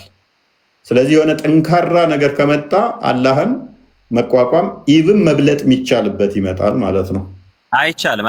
ከሱ ጋር ተፎካካሪ ከመጣ እሱን መብለጥ የሚቻልበት ይመጣል። ይሄ ደግሞ የፍጡራን በቁጥር መወሰንና በዛ መጠን መለካት የፍጡራን ባህሪ እንጂ የፈጣሪ ባህሪ አይደለም። ባህሪው ከሆነ ኦልሬዲ የማይታይበት አይን አያካብበውም። ምክንያቱም አይናችን መጠን ይፈልጋል። ትራንሴንደንት የሆኑትን ኢንፋይናይት የሆኑ ነገሮችን አይናችን ሊያካብባቸው አይችልም። ሊያካብብ የሚችለው ምን አይነት ነገርን ነው? ፋይናይት የሆኑ ነገሮችን፣ ግዝፈት ያላቸው ነገሮችን ነው። ስለዚህ አላህ ምንድን ነው ማለት ነው? አንደኛ ኦምኒ ፕሬዘንት አይደለም፣ ኦምኒ ፖተንት አይደለም፣ ሁሉን አይችልም፣ ሁሉን የሚያውቅ በሁሉ ቦታ ያለም አይደለም ማለት ነው። የተገደበ የተወሰነ ቦታ የተመጠነ በትራይ ኤረር ያለ ነው ማለት ነው። በፊት እንደዚያ ይሆናል፣ ከዛ ደግሞ እንደዚህ ያደርጋለሁ እያለ ባህሪውንም ሪሼፕ እያደረገ ከራሱ ጋር ከፍጡሩ ጋር አዳፕት እያደረገ የሚሄድ አሁን ከፍጡራኑ ጋር ተለይቶ ተነጥሎ ተደብቆ ያለው አካል ካያችሁኝ አጠፋችኋለሁ፣ ካየዋችሁ ትጠፋላችሁ ብሎ በማስፈራራት ያለው አካል በኋላ ደግሞ ባህሪውን ይቀየርና ከፍጡራኑ ጋር ኮሚኒኬት የሚያደርግ ከነሱ ጋር ባህሪው የነሱ ፊቱ እንኳን ማጥፋት ማይችል አካባው አዋስ ነው የሚያዩት። እስሩ እንደፈለጉ ሲሆኑ እያዩት እስሩ በዛቱ እየተመለከቱት ይሆናል። ይሄ ደግሞ የፍጡራን ባህሪ ነው። መታየት በራሱ አይን ካፕቸር ማድረግ በራሱ አይን ፎቶ ነው። አይን ማንሳቱ የሱን አካል በራሱ ምንድነው ፍጡር ያደርገዋል። ምክንያቱም የምታየው ነገር ቦታ ነው። ያለ ቦታ አታይም አይን። ስለዚህ አላህ በቦታ ከሆነ ደግሞ የሚታየው ተካቦ ከሆነ ደግሞ አይንህ የሚያካብበው አላህን ብቻ ሳይሆን በቦታ ውስጥ ነው አላህን ያካበበው። ስለዚህ አላህ ምን ሆነ ማለት ነው? በቦታ ኢንኮፓስ ሆነ ማለት ነው። ተካበበ ማለት ነው። በቦታ ውስጥ የተካበበ ነገር፣ ቦታ ያዋሰነው ነገር ቦታው እሱን በለጠው ማለት ነው። ምክንያቱም አላህን አካበህ ታየዋለህ ማለት አላህን ባየህበት ቅጽበት ቦታ እያየህ ነው። እንዲህ ስታይ ፊት እያየ ነው፣ ወደፊት ያለ ነገር። እንዲህ ስታይ ወደ ጎን ቀኝ ግራ እያየህ ነው። እንዲህ ስትል እላይ እያየህ ነው። እታይ ስትል እታች እያየህ ነው። ስለዚህ እነኝን ዳይሬክሽኑን አካበህ አላህን ባየህበት ቅጽበት በዚህም ያሉት አቅጣጫዎች አላህን አካበቡት ማለት ነው። ስለዚህ አላህን የሚበልጥ ዳይሬክሽን ራሱ አለ ማለት ነው። ስለዚህ አላህ ምን ይሆናል? የተካበበ ፍጡር በቦታ ውስጥ የተወሰነ ያደርገዋል ማለት ነው። ይሄ ደግሞ የፍጡራን ባህሪ ነው። ይሄ በቃ ከድር ልመለስ ነው። እስቲ ሞክር ጋድር ቀጥታ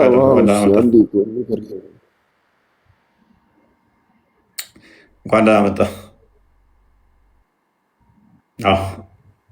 እንዴት ነው? ሰላም። ትንሽ ድምፅህን ትንሽ ከፍ አድርግ። አይሰማም? ትሰማለህ? ትንሽ ድምፅህን ከፍ አድርግና ቀጥል። እሺ። አላህ በቦታ ከተገለጸ ምናምን ያልክ መሰለኝ። ያ ከቦታ በቂያማ ቀን ታየዋለህ አይደለ? አየዋለሁ። ቦታ ትንሽ ቆይኔ አየዋለሁ። እኔ የምልህ እፎይ በመጽሐፍ ቅዱስ ታምናለህ አንተ? ግን ትንሽ እንወያይ። አሁን የተጠየቀውን መልስ።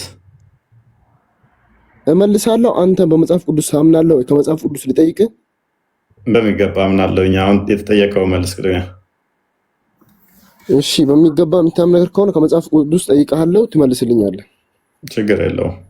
ስለዚህ በቦታ ይካበባል ባይን አይደል? አላህ በቦታ ለመኖሩ ዛቱ ከአርሽ በላይ ነው ያለው። የአንተው እግዚአብሔር ከምን በላይ ነው ያለው? ያነጻጽር ብንሄድ ይሻላል። ለፈጣሪ ላይ ታች የለውም። ማስረጃ አለ? ላይ ታይ ተብሎ የተገደበ አይደለም። የኛ ፈጣሪ የተገደበ ለግዑዝ ነው፣ ለግዙፍ ለግዑዝ አካል ነው። ላይ ነው ያለው፣ ታች ነው ያለው የሚባለው። መውጁድን ቢላ መካን ማለት ነው። መልካም አጎት። እሺ፣ አንዴ እንደዛ ከሆነ መጽሐፈ ነገሥት ቀዳማዊ 22:19 ክፈትልኝ። ምንድን ነው ያልከው አጎቴ? ያለ ቦታ ያለ ቅጣት የስንቱ የአጎቴ ሌላ ቂዳ ነው። የአሁኑ ስንቱ እሱ ያለህን አውጣ። የአጎቴ ሌላ ቂዳ ነው። አንድ አንተ ሌላ ነው ሙስሊም አይደለም እንደ እሱ አሁን የከድር መልስ ለእኔ መልስልኝ። ከኔ ጀምረና አጎቴ አንድ ዝም በል። ኦኬ መጽሐፈ ነገሥት ቀዳማዊ 22:19 ክፈትልኝ። እፎይ ምን ልክፈትልህ? ምን ያደርግልሃል? ነገሥት ላይ የተጠቀሰው ኢሳያስ ላይ የተጠቀሰው ዘጸአት ላይ የተጠቀሰው እንዳለ መገለጥ ናቸው። እነሱ ደግሞ መገለጥ ምን ብለን እናምናለን? ለነቢያቶች እግዚአብሔር በተለያየ መልኩ ለእነሱ በሚገባቸው መልኩ ተገልጦላቸዋል። ያ ማለት ግን በባህሪው እግዚአብሔር እንደዛ ነው ብለን አናምነው። የሚወሰን የሚካልል የሚታይም አይደለም።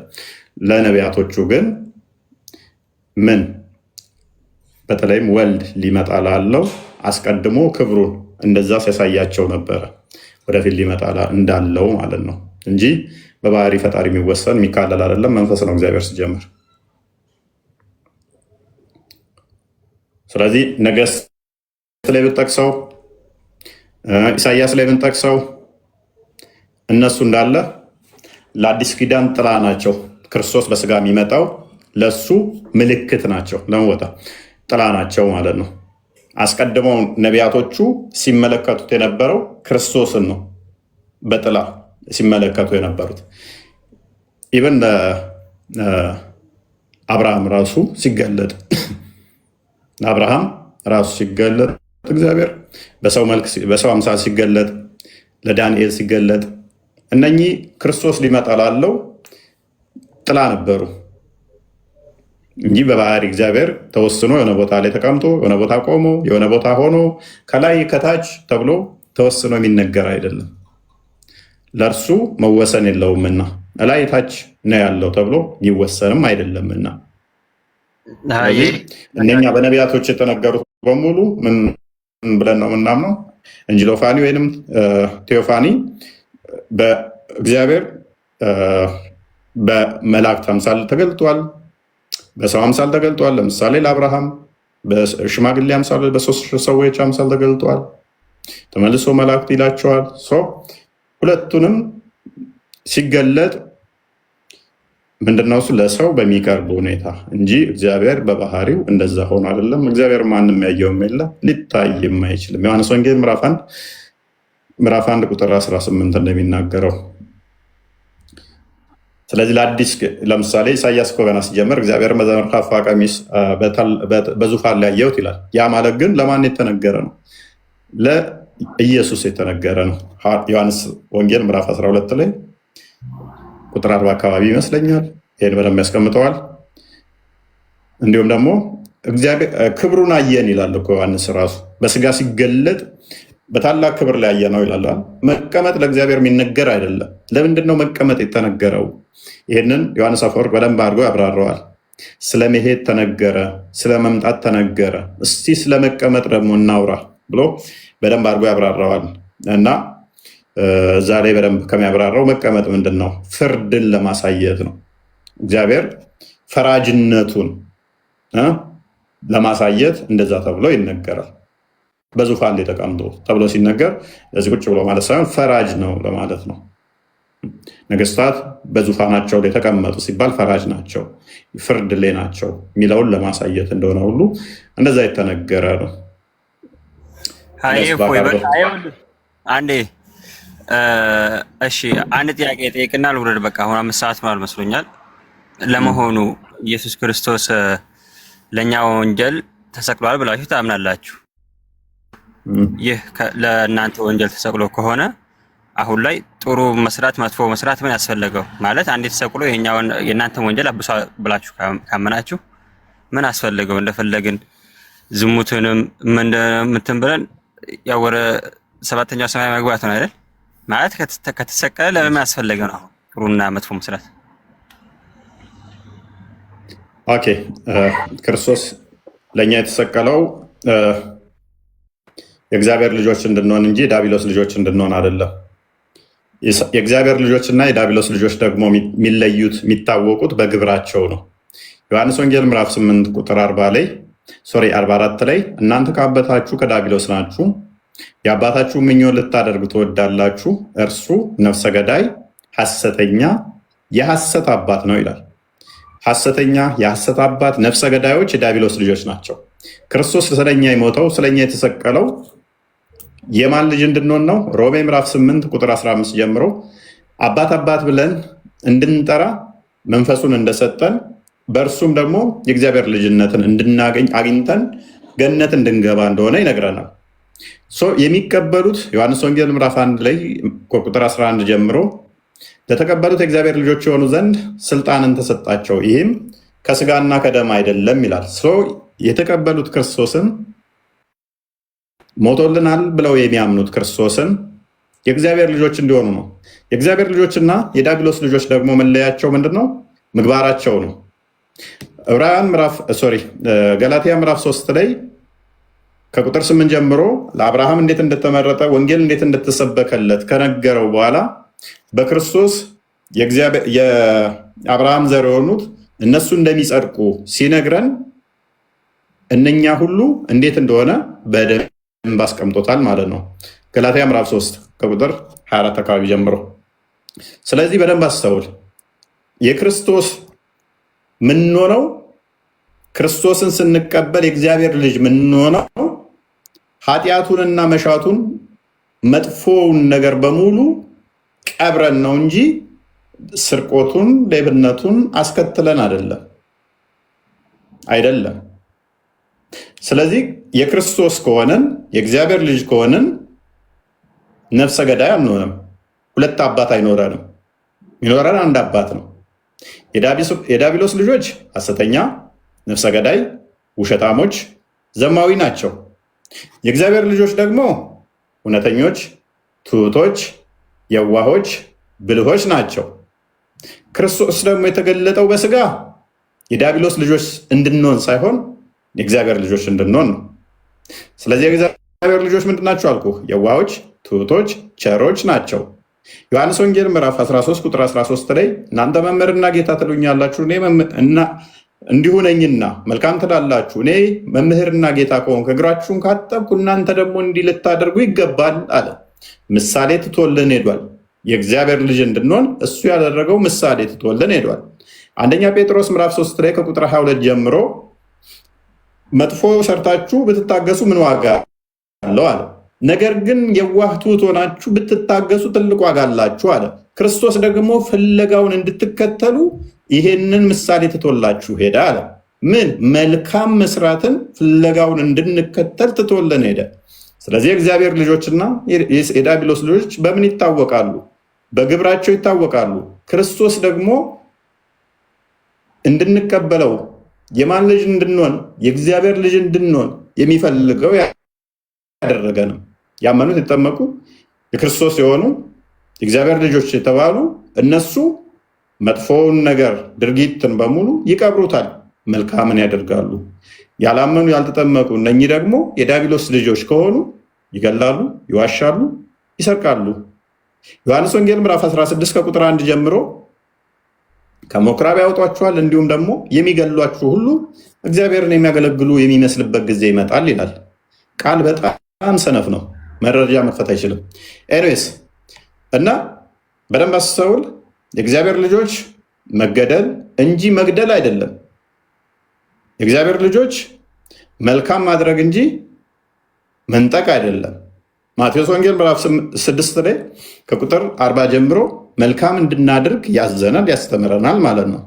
ስለዚህ ያስተማረን እሱ፣ ምሳሌ ትቶልን የሄደው እሱ የእግዚአብሔር ልጆች እንድንሆን ነው ማለት ነው። ከዛ አንጻር ነው። አይ እሺ፣ እንትንም ባይሆን አሳጥረህ ደግሞ አሁን መመለስልኝ። ለምሳሌ እኔ አሁን ወንጀል ሰራሁ ወይ ከደከመህ ወደ ቢኒ ጋር መወያየት ይችላሉ። እኔ ወንጀል ሰራሁ ሂጄ ቤተክርስቲያን ሂጄ ለአባቶች ነው እንደዚህ ወንጀል ሰርቻለሁና ስንት ልስገድ ምናምን የሚባል ነገር አለ አይደል? እሺ፣ ቀጥታ ወደ ፈጣሪ ለምን አልቀርብም? ለምሳሌ እኔ ለዛ ሰውዬ ስነግረው ያ ሰውዬስ ወንጀል በሚሰራበት ሰዓት ለማን ነው የሚነግረው? ያንኛው ሰውዬ ለማን ነው የሚነግረው? ይሄ አሁን ግራ ገብቶኛል። ለምሳሌ እኔ ወንጀል ሰርቼ አንተ ጋር መቼ አንተ ነገርኩ። አንተ ወንጀል በመሰራበት ሰዓት ደግሞ ለማን ነው የምነግረው? ለምሳሌ ለቄሱ ትነግራለህ። ቄሱ ደግሞ ለማን ነው የሚነግረው? ያ ነገር ግራ ገብቶኛል። ኦኬ ንስሐ አባት ንስሐ እሱም ንስሐ ይኖረዋል፣ ንስሐ ይኖራቸዋል። ችግር የለውም። እሱ ምንም ግራ የሚያጋባ የለም። ለእግዚአብሔር ቀጥታ ልናገር ሞ ትናገራለህ፣ ለእግዚአብሔር ቀጥታ ትናገራለህ። እሱ የሚመራህ ደግሞ ለእግዚአብሔር ንስሐ እንድገባ ነው። ለምሳሌ አንተ ሰረክ ወይም ደግሞ ንብረት የሰው ንብረት ወሰድክ፣ ሰርቀሃል። ስለዚህ የሰረከው ነገር በመስረቅህ ጸጸተ የሆነ ሰዓት ላይ ኃጢአት ነው ብለህ አሰብክ። ዝም ብትል ምንድነው? ታፍራለህ፣ ትፈራለህ። ምን ላድርግ እያልክ ተሳቀህ ትኖራለህ። አላህ ይቅር በለኝ ምናምን ብለህ ብቻ ሞኝ ልታልፈው ትችላለህ። ለሰው ስንነግር ግን በደንብ አስተውል። ንስሐን ከፍ ታደርገዋለህ። ምን ያህል እንደተጸጸትክ የሚያሳይ ነው። ለእምነት አባቱ ስንነግር እሳቸው ምን ይለዋል? የሰረከው ለምሳሌ 100 ብር ከሆነ ወይንም ደግሞ 100 ሺህ ብር ከሆነ በልጄ መልስ ንብረቱን ይሉሃል። ያንን የወሰድክበትን ሰውዬ ደግሞ ያመጡና በቃ ተሳስቷል ልጃችን ይቅርታ በሉት ብለው ያስማሙሃል። ወይንም ተጣልተሃል እንበል፣ አስቀይመሃል፣ የሆነን አካል በድለሃል፣ አልካስክም እንበል። ዝም ብለህ ከሌን እኮ መትቼዋለሁ ምናምን ከምትል የእምነቱ አባት ጋር ሄደህ ስንነግር ለምን ተጣላ? መጣላት እኮ ከሴጣን ነው ማድረግ የለብህም ብለው ይቅርታ ጠይቅ ይሉሃል። ሂድ ይቅርታ ጠይቅ። ከዛ ይቅርታ እንድትጠይቅ ያኛውንም ሰው እያመጡና ከአንተ ጋር ምን ያደርጉሃል? ያስታርቁሃል። ኢቭን ከባለቤት ጋር ሊሆን ይችላል። ቆይ ከባለቤት ጋር ቆይ አዳምጥ። ከዛ ደግሞ ቆይ አዳምጣ። ንስሐ ግባ ይሉሃል።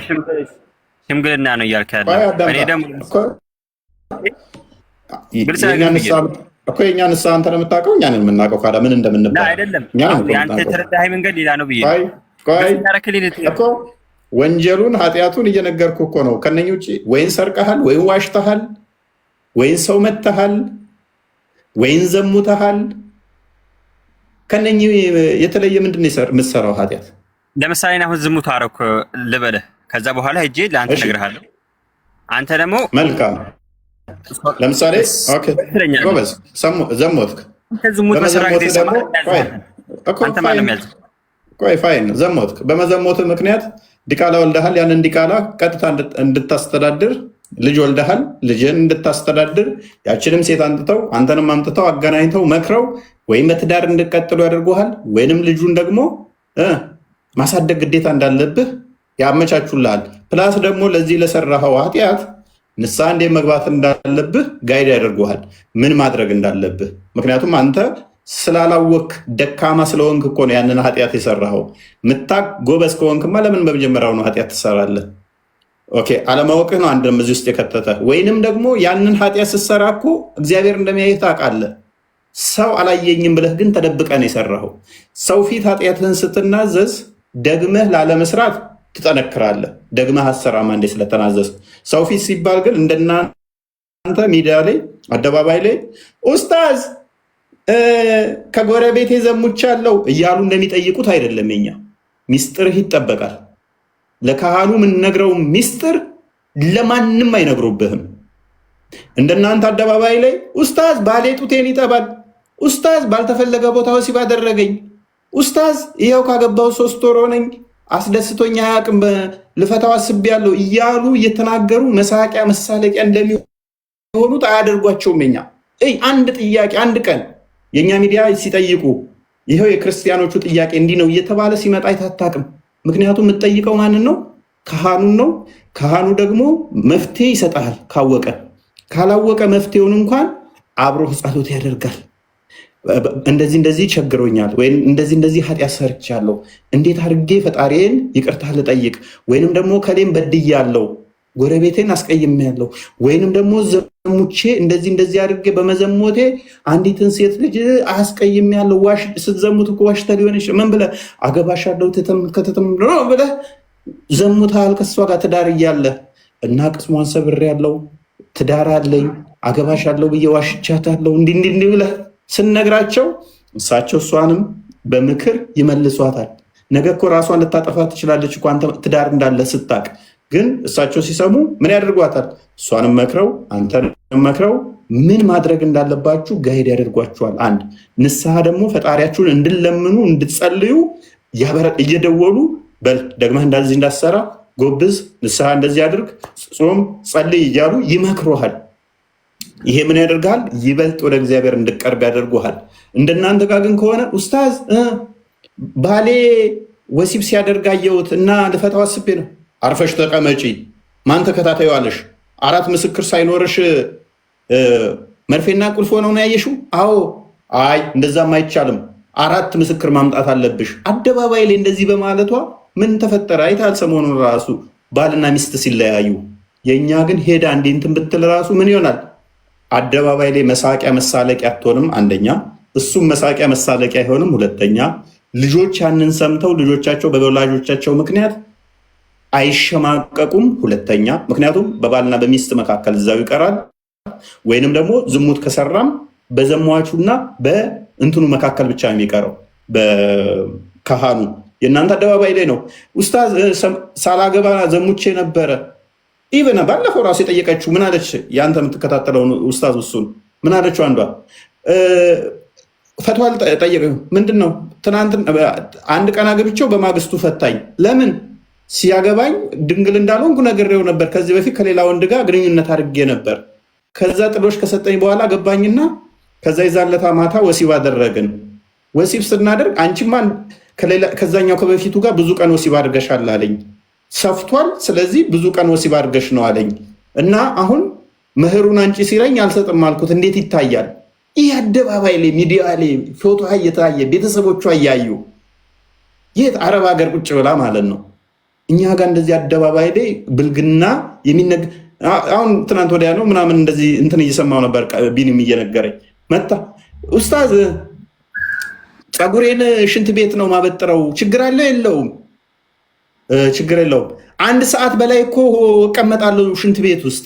እንደዚህ እንቶ ፈንቶ ነገሮችን መሳቂያ መሳለቂያ የሚሆኑ እኛ ጋር ይጠየቁ። ኡስታዝ ባለፈው ደግሞ አንደኛዋ ምን አለች? ባሌን ተከታተልኩት። እሺ ከዛ እኔን ሳወራው ደከመኝ ስራ ነኝ ይለኛል። ከዛ በሌላ አካውንት መጣውና ተጀናጀንኩት። እሺ ከዛ ስጀናጀን የኔ ውድ የኔ ቆንጆ ነይልኝ ቶሎ ምናምን ይለኛል። ሚስቱ ራሷ በሌላ አካውንት እየተጀናጀነችው ባሏን ማለት ነው። ከዛስ አሁን አብሬው መኖር አልፈልግም ልፈታው አስቤያለሁ። እንዴት ይታያል? ማን ተከታታይ ያለሽ? ጥፋተኛ ነሽ። አደባባይ ላይ ቤተሰቦቿ እየሰሙ የእሱ ቤተሰቦች እየሰሙ እኛ ጋስ ቢሆን ከንስሐ አባቷ ጋር በውስጥ ትጨርሳለች። ተመካክረው መፍትሄ ይሰጠዋል። ነገ መሳቂያ መሳለቂያ አትሆንም። ኡስታዝ ጡቴን ይጠባል። ጡትሽ ወተት አለው የለውም?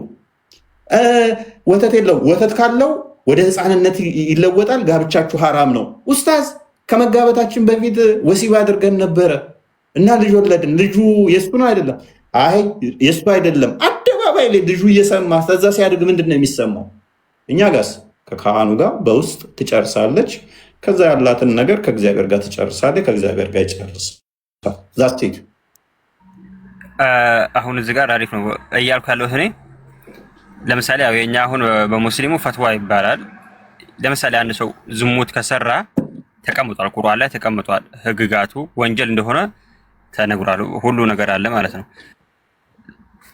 በእናንተ ደግሞ አሁን ለምሳሌ አሁን ዝሙት ሰራው፣ ዝሙት ሂጄ ለመጥቼ ለአንተ እነግርሃለሁ ዝሙት ሰራው ብዬ ማለት ነው። ከዛ አንተ ነህ ደግሞ የምታዘኝ ወይ እንደዚህ ሶላት ስገድ ትለኛለህ ማለት እንደዚህ እየተካካለ የሚሄደው ማለት ነው። አሁን እኔ አሁን ዝሙት ሰርቼ በራሴ እንትን ማድረግ ይቻላል፣ ወደ ፈጣሪ መቅረብ ይቻላል እንደ እስልምና ማለት ነው። ራሴ ፈጣሪ ወደ ፈጣሪ ቀርቤ ንስሐ መግባት ይችላል። አንቺንም ትገደላታለህ ዝሙት ከሰራ። ለምሳሌ እኮ ነው እያልኩ ያለሁት። ይሄ ለምሳሌ ብሎ ነገር የለም። ዝሙት ከሰራ እንዳንተ ተወግረህ ነው የምትገደለው እንደ እስልምና። ያገባ ሆነ ዝሙት ከሰራ ዝሙት የሰራ ሰው ካየኸው የሱ ኦኬ። ሰው ካላየህስ? ሰው ካላየኝ ያው ስክፈር አደርጋለሁ። ትደብቀዋለህ ማለት ነው። ለማንም አልነግርም፣ በፈጣሪ እና በእኔ መካከል ይቀራል። መሐመድ ጋር ለምሳሌ መጥቶ የነገረው ሰውዬ ከዛ መሐመድ ያስገደለው ያቺ ሴቷ መጣ መሐመድ ጋር ስነግረው ልጁን ወልዳ ስትመጣ ተቀብሎ አስቀብሯት እስከዚህ ድረስ በድንጋይ አስወግሮ ያስገደላትስ? ያ እሱ ህግ ነው፣ የእስልምና ህግ ነው እሱ። ስለዚህ እነሱ ለምንድን ነው የተናገሩት? እኔ ዝሙት ብቻ አይደለም የተለያዩ ወንጀሎችን ነው እያልኩ ያለሁት እኮ። ማንኛውም ወንጀል ይሁን አያ ፈተዋውን እናንተ ጋር ሲመጣ እሺ፣ በደንብ አስተውል። ፈተዋውን እናንተ ጋር ሲመጣ ምን ያህል ወረስት እንደሆነ አይተኸዋል። እኛ ጋር መጽሐፍ ቅዱስ በግልጽ እርስ በርሳችሁ ተናዘዙ ስለሚለን አንዱ ለአንዱ ጸሎት ማድረግም ስላለበት ለዛ ነው።